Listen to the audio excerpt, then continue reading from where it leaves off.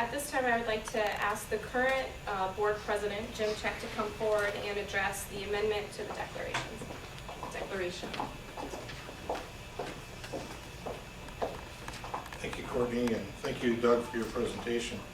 Let me just take a second to thank the candidates for coming forward to serve on the board. Without homeowners' participation, there's no way to manage this, whether you came forward or not. I was leaving. I also want to thank the staff and the election committee for all their hard work. This is an important time in the association because it gives us an opportunity for the membership to confirm what the priorities are for the association, where's our community going, to understand where the money's been spent and whether we're doing it wisely, for us to confirm the things that are done during the audit. So I ask you to participate in it. I also want you to take note that when you vote, if you don't vote on the budget, yea or nay, your vote doesn't count towards quorum. So we need that many votes that make a decision on the budget. So if you don't care or you don't want to change, please vote on the budget so we don't have a situation where you got a vote that doesn't count. The other thing Doug didn't mention, but I will mention to you, is that the budget, if the budget is not approved, then the current budget and the current assessment remains in force. Now, since the proposed budget is a reduction in your assessment, I will find it very difficult to believe that people are going to vote against it, and so please take the opportunity to reduce your assessment for next year. On the ballot is a very simple change to the documents, but it has an important purpose. When the documents were written by the developer, they were very constrained, very restrictive, and that's because the developer was trying to set in place an idea, a community approach that they felt was what they wanted to sell. The covenants are not written in stone. Matter of fact, the only rules I know that were ever written in stone are actually broken. The covenants are a living document. They get modified, they get updated, they reflect changes in style, they reflect changes in our desires and how we want to live as a community, and they reflect simple things like changes in material. So a routine reassessment of our covenants and the way we manage the property is appropriate.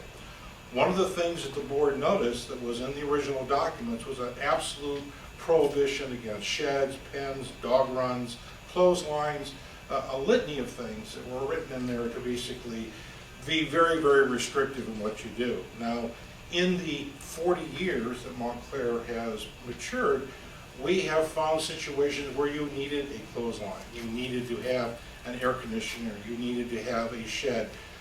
We've had a whole different style of home added to Montclair with the townhomes that are in South Lakes.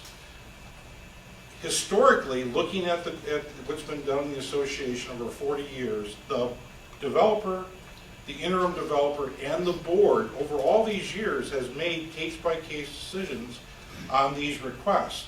And in fact, those decisions are not consistent with the documents.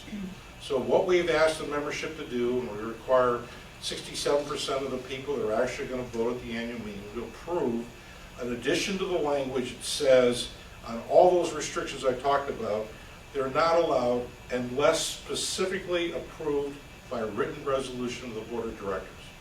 So what we're asking you to do is to codify what the board has actually been doing for 40 years and to give these people that you're electing to represent you the opportunity to make good decisions, because it's very, very difficult to write a restriction or a covenant that addresses every single opportunity, every single choice that comes up.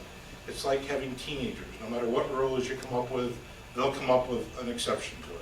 So the board has placed this before the membership. We ask that you support it and that you endorse it and codify the flexibility that the board needs to govern.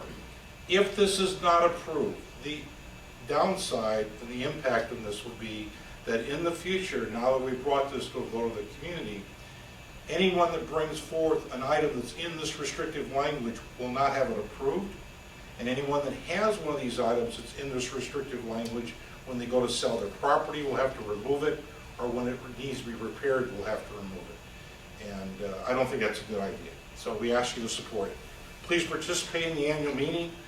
And I'll just put in one last plug. that if you've not signed up for Armstrong Connect, please do so.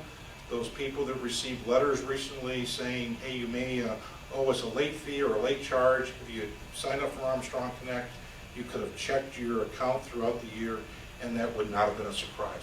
Thank you for participating, and again, candidates, thank you for your willingness to serve.